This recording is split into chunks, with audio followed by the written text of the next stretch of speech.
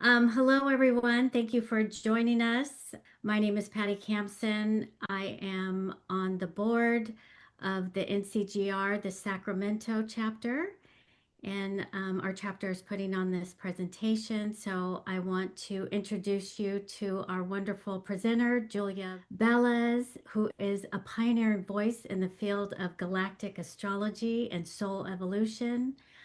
Julia is the founder of the Galactic Astrology Soul Reading modality, and her work bridges the ancient with the cosmic, helping us understand how the wisdom of past civilizations echo through our present lives.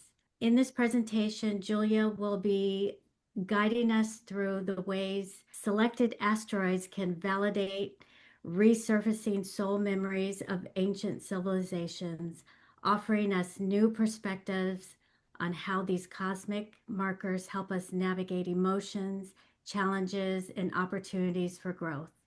With her case studies and insights, she will illuminate how echoes from our collective past spiral forward, shaping our evolution to this incarnation. So, with that said, Julia, the floor is yours. Thank you, Patty, and thank you to NCGR for hosting this event and for inviting me to share the latest research. I'm very grateful to be here. The objective of this webinar, of this presentation, is for me to demonstrate how selected asteroids may validate resurfacing soul memories of ancient civilizations and how they may be affecting our current life.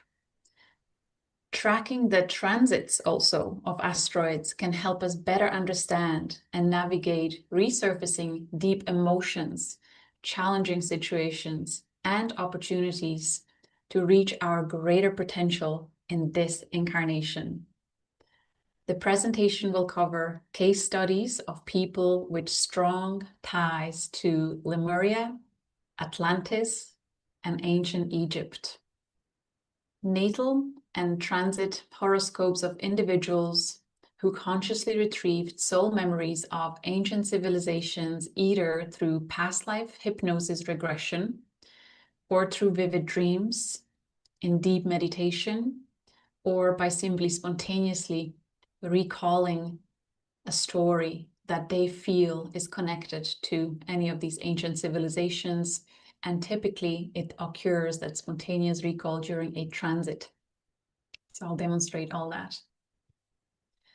But first, for anyone who is not familiar with me and my work, I want to share how it all started.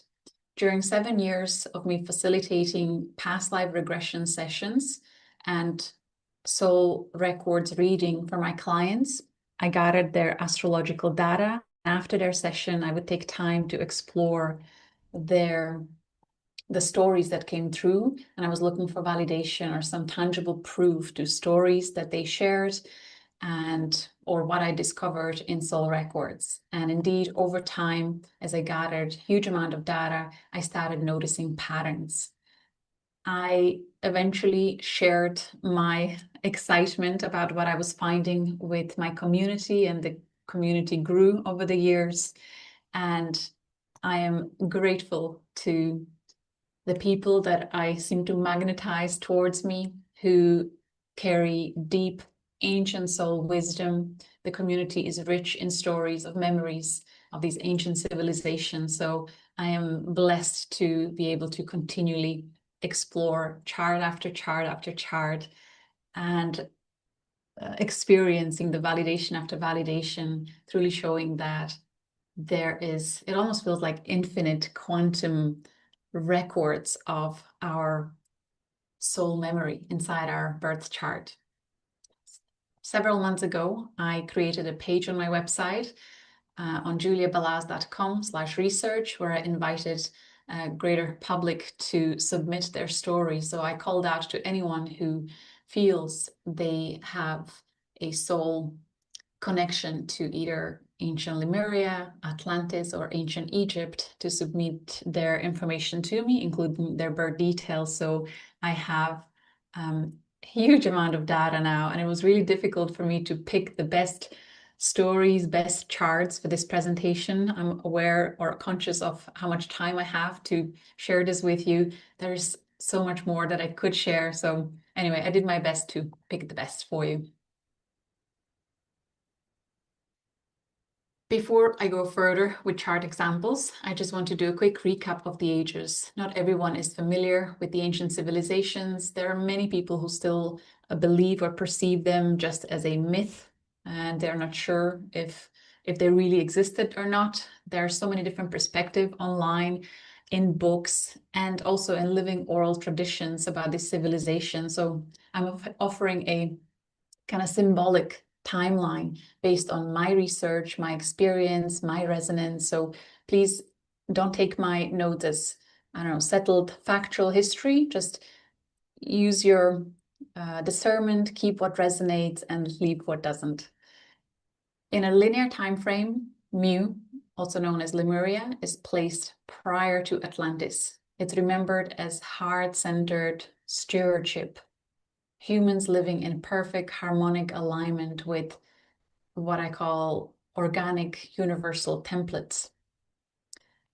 As our solar system and the Earth entered denser realities of her evolutionary cycles, Mu remained in its high density, guarding the grounding principles of the original templates, while the rest of the world moved into denser expression and evolution through challenges.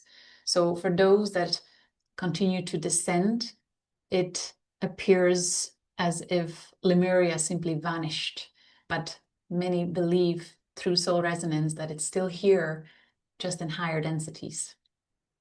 So then the era of Atlantis came, spanned thousands of years, all about innovation, spiritual technologies, interstellar connections, crystal and sonic grid work, alongside the classic lesson of right use of power. There are many accounts that point to catastrophic or really difficult ending of Atlantis, and I will mention some of that in some of the examples through the flood, memories of flood. But what I'm learning over time is that the teaching here that we can take out through going through the records of these ancient stories is not about the catastrophe, but more about discernment. How can we leverage our immense potential without losing the heart coherence? It feels like we're returning back to the Lemurian codes that seem to be really coming online stronger and stronger, perhaps triggered by the closer alignment of, or Sedna approaching through her cycle, coming closer to us than in thousands upon thousands of years, and the comets that are swarming the solar system, and many other occurrences that we are experiencing astronomically, astrologically. Then the ancient Egypt and Mesopotamia, in my experience, are deeply influenced by Atlantis. The themes of temples, temple sciences, universal law studies, astronomy, astrology, guardianship of records, that all keeps coming up with ancient Egypt and Mesopotamia. So I'm noticing that in soul memory, these eras, they often interweave, hinting at continuity more than separation. And this seems to be coming online very strongly, this awareness that the cyclical time, we are connecting all that was, is, and will be through our awareness, through our remembrance and integration. So each era truly holds the light and the shadow. Our work isn't to pick a favorite. Many people would often say, oh, I resonate so much more with Lemuria. It's this pure love and graceful presence. And many people reject Atlantis for the downfall of humanity. But if we can take the best from everything, just learn from each era, we listen for the threads that mature us now. So from you, we take the compassion. From Atlantis, we can take the lessons of ethics with power. and ancient Egypt and Mesopotamia, we could take the discipline wisdom. So we learn from both the brilliance and the blind spots and bring that learning into coherent, hard-lit practice. So here's the first case study example. If you're not aware who Keone Hanalei is, if you look up his name on YouTube or online, visit his website, bohala.net, or watch at least one of his interviews. Heather Ensworth, our wonderful astrologer, interviewed him several times. Martha Alter-Heinz, I believe Pam Gregory interviewed him too. I had an interview with him also. Just watch one if you're not familiar with his work, and then come back to this presentation if you have access to the recording, and you will fully see the magic, the cosmic brilliance of divine design that is playing out here. So I'm going to go through his chart, presuming that you know who Keone is and what his teachings are and what he embodies. Okay, so starting with asteroid Hawaii, that was the first excitement that I saw in his chart.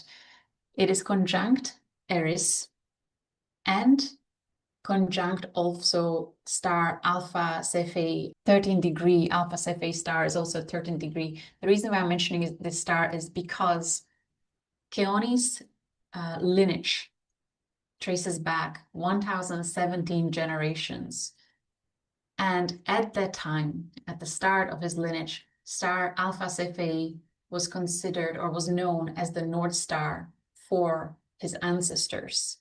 So Keone was raised by his grandmother, the elder in his lineage, who taught him the Lemurian doctrines to the point where he started remembering the song of his lineage and the teachings of his lineage through his own body memory. By the age of 5, he started chanting a song that contained the memory of his lineage, and his grandmother recognized that he's ready. He is now able to access the wisdom of ancient new people from inside out.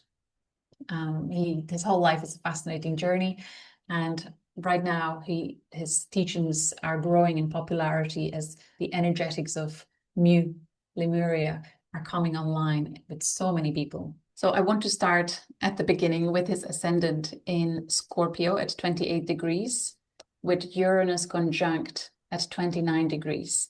And I would translate that as a signature of the liberator, one who pierces through illusion and catalyzes awakening through presence alone. Once you hear Keone speak passionately about what he knows is true and organic and important and essential for humanity right now, you will see how this is such a beautiful manifestation of the astrological alignment. So Uranus here also suggests that he is perceived as radical, electric, and transformational, disrupting outdated paradigms through embodiment, not theory. The asteroid Hawaii in Aries in 6th house, conjunct Eris and Alpha Cephei, as I mentioned, brings that revolutionary voice for ancestral wisdom, particularly through daily service, body work, and somatic technology. A month ago, Keone published his book on Hawaiian spinal technology, and he has several online courses, some free and some paid for, in his community with exactly that. So how beautiful to see that reflected in his birth chart. Asteroid Hawaii is trying his north node in Leo in 10th house and sextile south node. So his mission aligns with collective destiny. He bridges ancient wisdom with future timelines. And I think it's fascinating to see the Aquarius south node, Leo north node. With Keone, often his teachings are about reaching the alpha omega point in our evolution. You know, if we are entering the age of Aquarius and feeling or remembering the echoes of the age of Leo, for him to have the lunar nodes flipped, it's just such a powerful manifestation of that. There is quincunx to his moon in Scorpio in 1st house.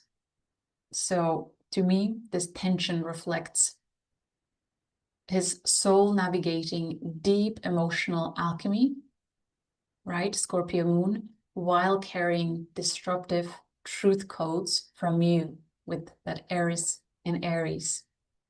The moon in first house give him the intuitive presence that mirrors others' emotional truths back to them.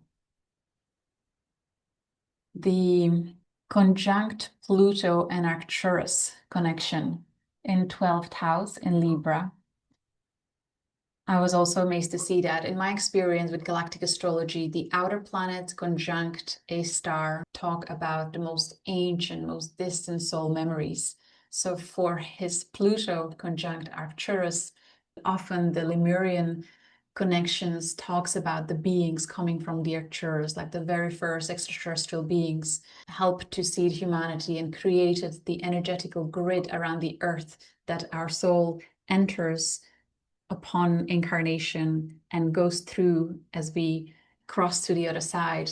And that Arcturian field is described as this beautiful unconditional love. It feels like returning to source. And also it's about powerful spiritual technology. The Arcturian beings often are reported as assisting with powerful energetical healing as well as spiritual technology. Anyway, so for him, having that in 12th house conjunct Pluto, such a portal to hidden Arcturian codes. This reflects cosmic memory retrieval, not just from Lemuria that he's consciously aware of, but also Arcturus. I think it'll be such a nice surprise for him to find out, if he doesn't know yet, that Arcturus is there for him. So Arcturus and beyond, surfacing through dream and deep subconscious work. Now, that connection is trine Mars and Mercury in Aquarius in 4th house. We are talking about the asteroid Oceania here. And so with that, I would translate that as obviously his message is visionary, precise, and rooted in belonging. He communicates home as frequency, not geography. And also a message of letting go of possessiveness and attachment that started a downward spiral at the end of Mu era and then entered into Atlantis. And Atlantis was a lot, that age of Leo was a lot about attachments and possessions. We wanted to own all the beautiful things. And then the vision started and the fear kicked in and all downward spiral. And we learned a lot. So let's see about any other Lemurian anchors here. Tahiti in Sagittarius, 2nd house, conjunct Neptune, suggests to me spiritual value encoded in earth and land, which he often talks about. He channels abundance through wisdom as his value. Asteroid Bora Bora at 10 degrees of Sagittarius in 2nd house is sextile Jupiter and Saturn, both in Libra in 12th house, and that offers him the ancestral teachers, the support from his lineage, and perhaps another term, how I perceive the invisible spirit guides, kind of harmonic law keepers in the unseen realm are supporting him through the 12th house connection with that Jupiter and Saturn. Okay, and last asteroid here that I wanted to bring up, Rapa Nui, a 24 Capricorn in 3rd house, is square his Pluto in 12th house. And semi-sextile Neptune in Sag, 2nd house, and Mercury Mars in Aquarius in the 4th house. So the square Pluto could indicate the karmic pressure he feels to liberate distorted ancestral power, right? We can translate it as that.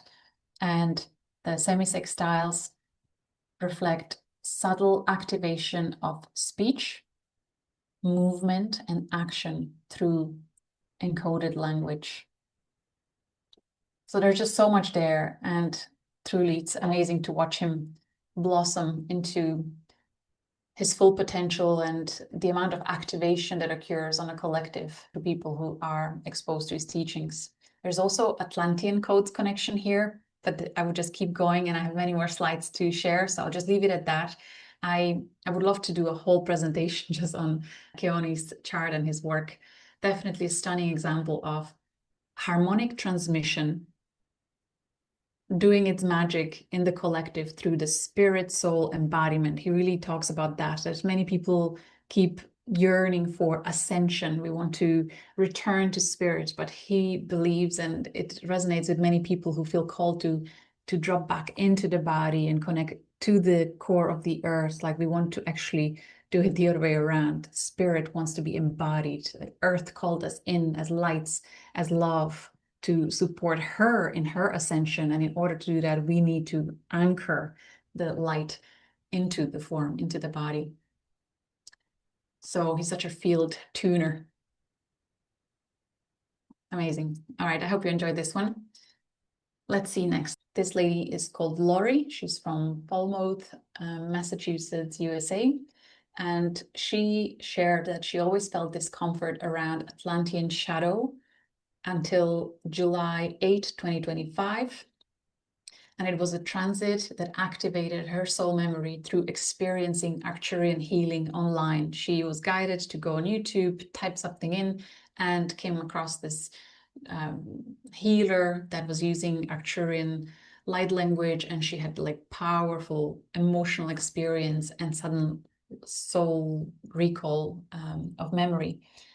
She remembered being together with 12 to 15 other couples who vowed to help reseed healing light of their Arcturian soul connection across the globe. They knew that they will have to separate and be scattered all over the globe, but eventually they'll find each other and they will support each other's journey where they can fulfill this promise.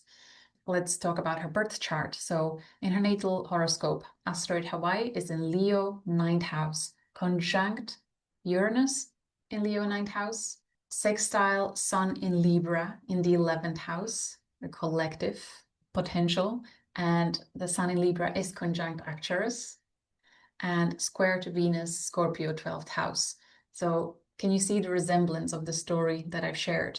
She had a memory of being a Arcturian healing code keeper, teacher, 9th house guide, with the liberating, right? The healing energies can act as a liberators, Uranus, Leo, each had to become a leader in their own right as they vowed to fulfill this mission and bringing Arcturian healing to the collective.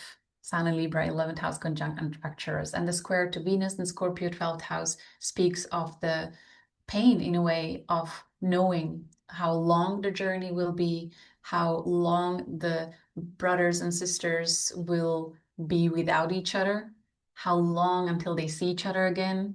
You know, we're talking about hundreds of thousands of years here, but from the higher dimensional level where soul naturally dwells in, the time is not experienced as it is experienced here on earth in linear sense.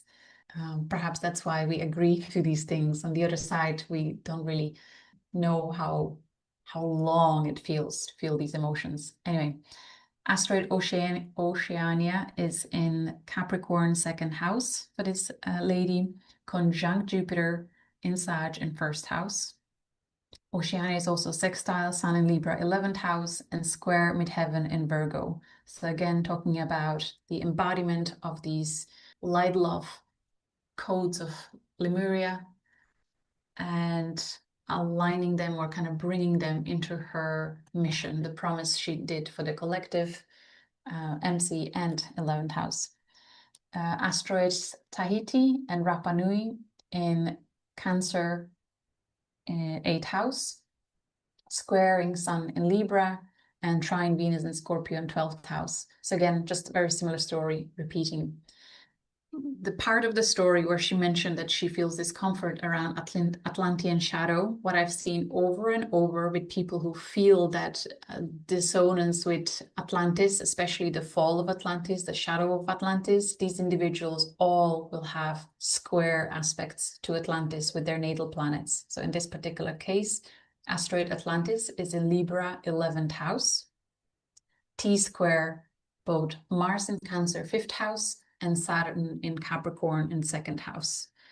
She mentioned also in her story that when she experienced this Arcturian healing on the 8th of July 2025, she felt this discomfort around Atlantean timeline dissolving. And she now, for the first time, feels comfortable looking at what happened there, what are the lessons, how to integrate it, and how to move forward in peace and kind of connecting to Atlantean soul memories rather than rejecting them. And would you believe that when she had this recall, July 8, 2025, the asteroid Hawaii was transiting Hawaii, but there was exact planetary transit on either Hawaii or Atlantis when the recall happened. And that was the day when I sent out email for people to submit their stories. So it was just a thread of coincidences and just beautiful synchronicity that helped her believe in what she experienced internally as valid, as real, not just as an imagination. And that's one of the most exciting things for me for continuing to do this work, is that sense of deep validation and clarity that people get, because the element of doubt is very strong when we have been conditioned to dismiss these otherworldly stories as just fantasies. When you see it black and white in a chart, you can't dismiss it. You can't make it up, these alignments.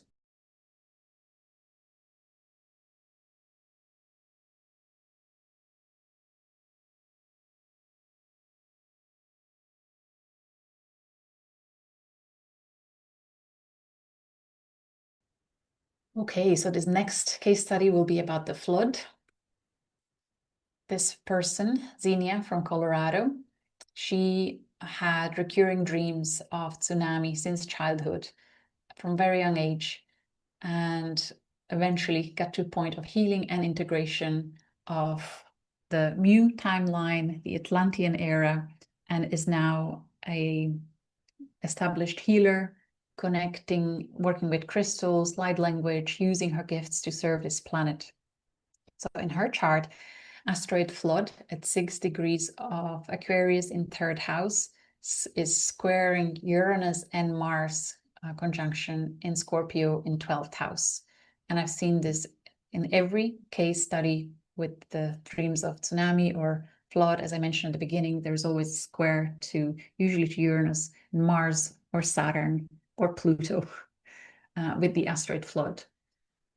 Here we also have Oceania at 10 degrees of Libra in the 11th house, conjunct Pluto in the 12th.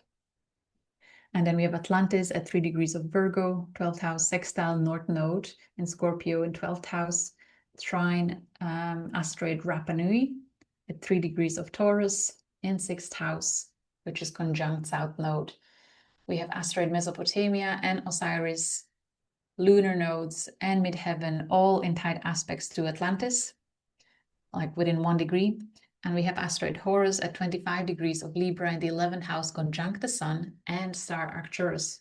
So again, a theme of soul, likely originating in the very ancient times of Lemuria, with those beautiful Arcturian healing, light, love templates, and then experiencing the Atlantean downfall.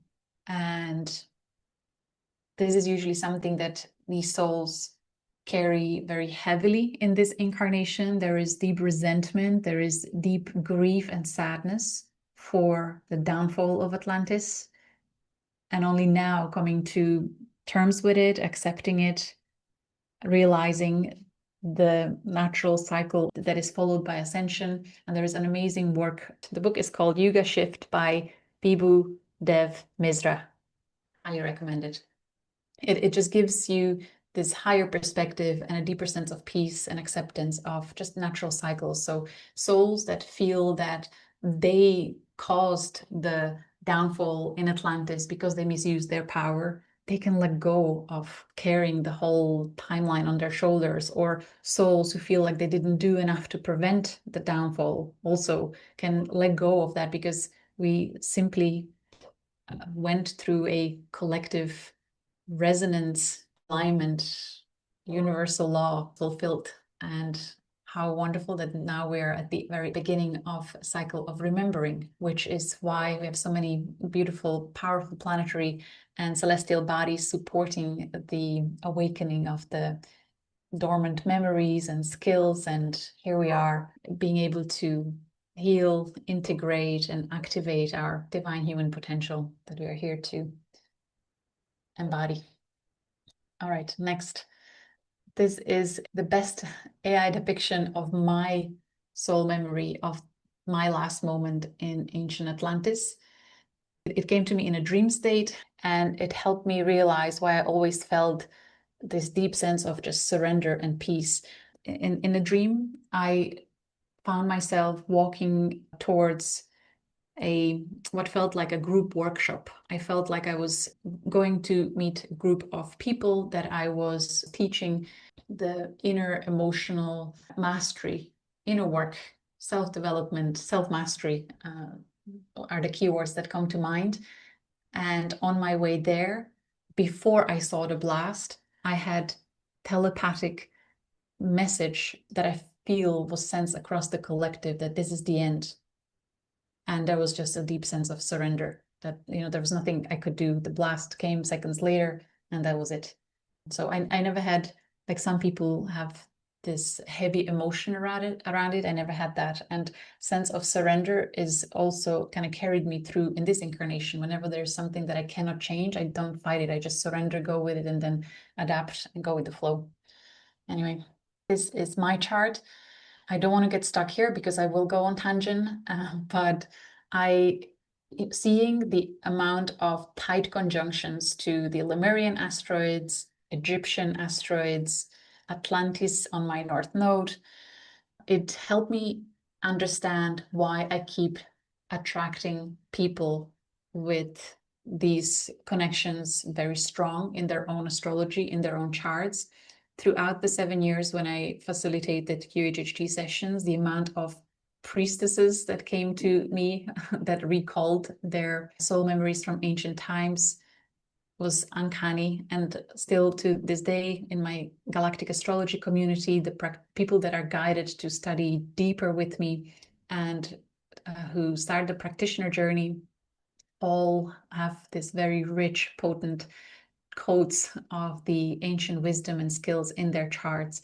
So I believe as a result of my very complex natal chart, which if I extend it to fixed stars and supercosmic points, it's just conjunctions after conjunctions, or the astrologers, asteroids, I believe as a result of that, it's very easy for me to recognize these energetics in other people. I seem to just naturally see, feel, sense very clearly what is what in people's energetics, in people's charts.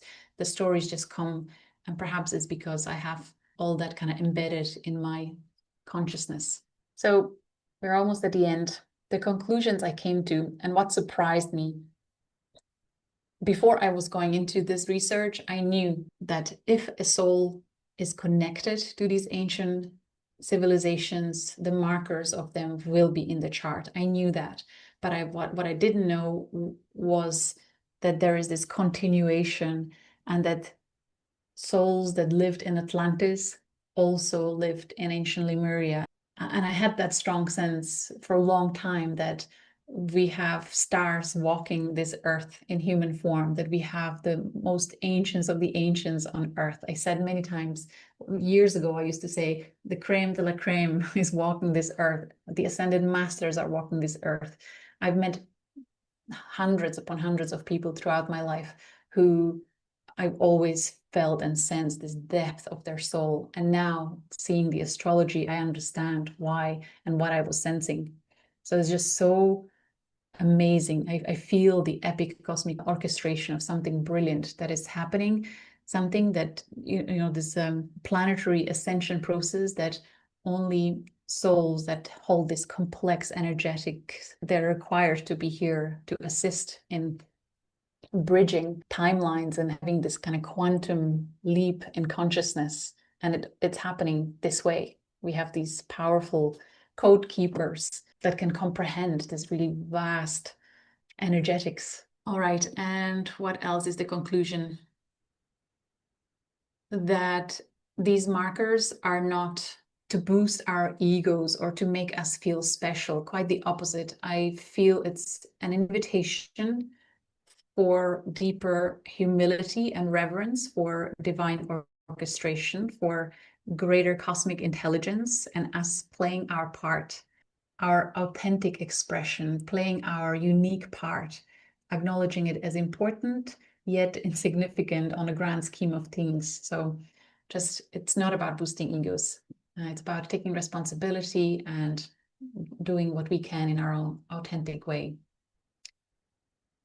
And as astrologers, I believe we hold an important role as guides to support individual and collective healing and awakening to our full potential as divine humans. And just links to my website. If you would like to experience more webinars of this type, you can go to my Patreon, patreon.com/Julia Balaz, or go to my website and courses. You can gain 20% discount as a professional astrologer if you just email me at info@galacticastrology.com, or go to my YouTube channel, Julia Balaz QSG, or my community's Galactic Astrology YouTube channel, where I feature certified Galactic Astrology soul reading practitioners.